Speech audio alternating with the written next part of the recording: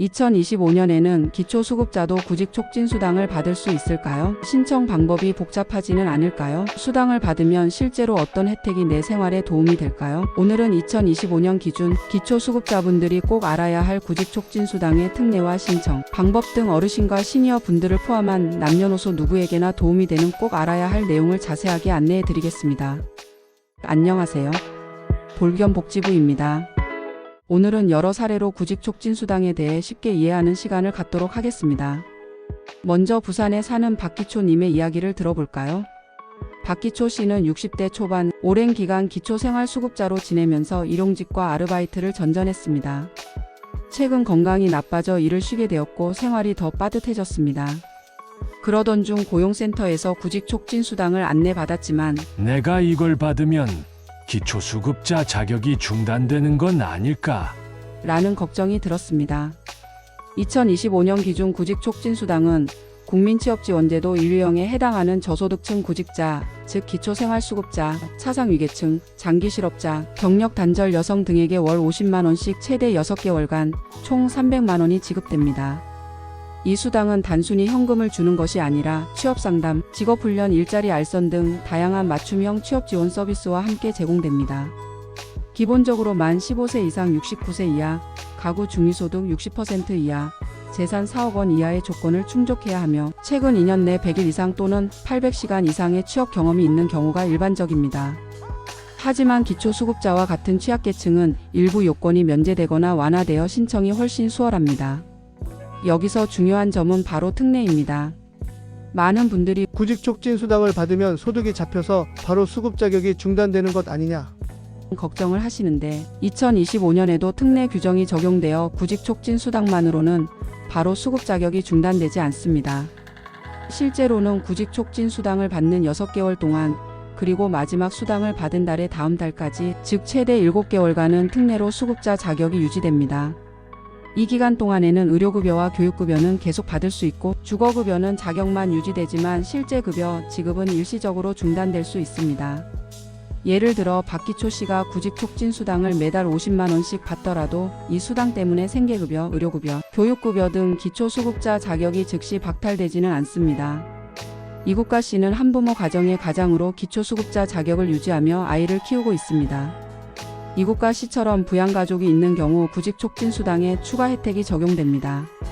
만 18세 이하 미성년자, 만 70세 이상 고령자, 중증장애인을 부양하고 있다면 부양가족 1인당 월 10만원씩 최대 3인까지 추가로 받을 수 있습니다. 즉 기본 50만원의 부양가족 3명이면 월 80만원까지 지원받을 수 있습니다. 이 덕분에 이국가 씨는 아이들 양육비와 생활비 부담을 덜 수 있었습니다. 구직촉진수당의 신청 방법은 크게 두 가지입니다. 온라인 신청은 고용노동부 국민취업지원제도 홈페이지, 고용24, 워크넷 등에서 구직 등록 후 신청서를 작성하면 됩니다. 오프라인 신청은 거주지 관할 고용센터나 주민센터를 방문해 신분증, 가족관계증명서, 소득 및 재산 증빙자료 등을 제출하면 됩니다. 신청 후에는 약 2주에서 한 달 정도 자격심사와 초기상담, 취업활동계획 수립이 진행됩니다. 이 과정에서 담당자와 1대1로 상담하며 본인에게 맞는 취업지원 서비스와 구직활동 계획을 세우게 됩니다. 최영금님은 60대 중반으로 오랜 기간 기초수급자로 지내며 일자리를 찾고 있었습니다. 처음에는 신청 과정이 복잡할까 걱정했지만 고용센터에서 친절하게 안내를 받아 쉽게 신청할 수 있었습니다.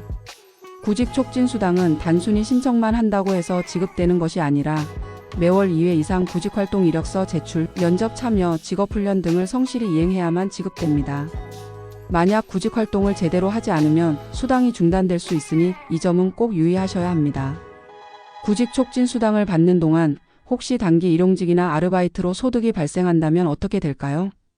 2025년 기준으로 사업소득과 근로소득의 합이 월 57만 7,200원.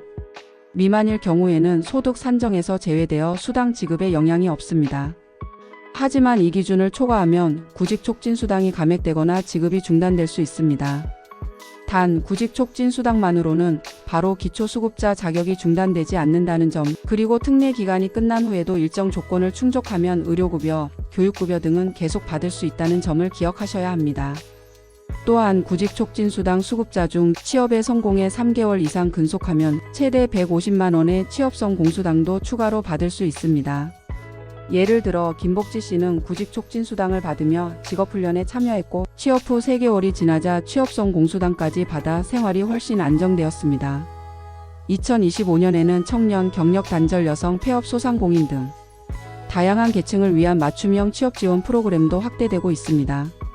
예를 들어 청년은 중위소득 120% 이하까지 소득 기준이 완화되고 경력 단절 여성은 취업 경험 요건이 면제되는 등 기초수급자와 취약계층에게 더 많은 기회가 열렸습니다. 구직촉진수당과 관련된 특례는 여기서 끝이 아닙니다. 의료급여 특례, 자활급여 특례 등 다양한 특례가 함께 적용됩니다. 예를 들어 박기초 씨가 구직촉진수당을 받으면서도 지속적으로 본인 부담 의료비가 발생한다면 실제로 6개월 이상 의료비가 꾸준히 지출되는 경우에는 의료급여 선정 기준을 초과하더라도 개인 단위로 의료급여 특례가 적용되어 의료비 지원이 계속 이어질 수 있습니다. 또 자활근로, 자활기업, 자활인턴 등 자활사업에 참여해 소득이 발생한 경우에도 3개월 평균 소득인 정액이 의료급여 기준을 초과하면 자활급여 특례수급자로 선정되어 최대 5년간 특례가 유지됩니다.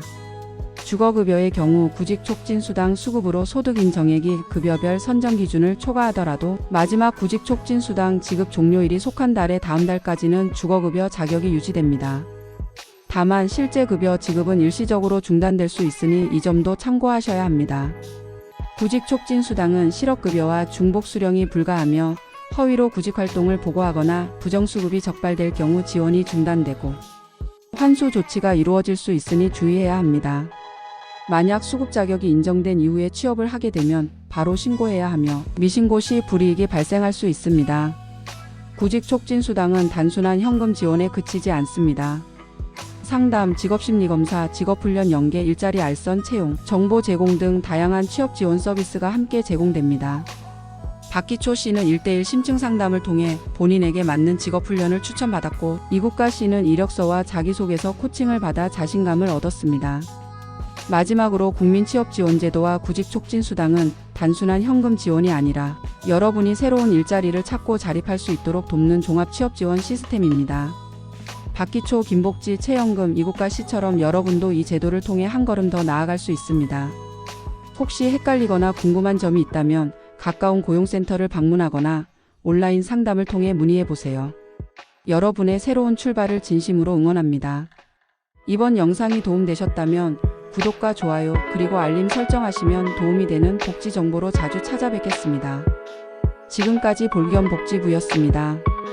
감사합니다.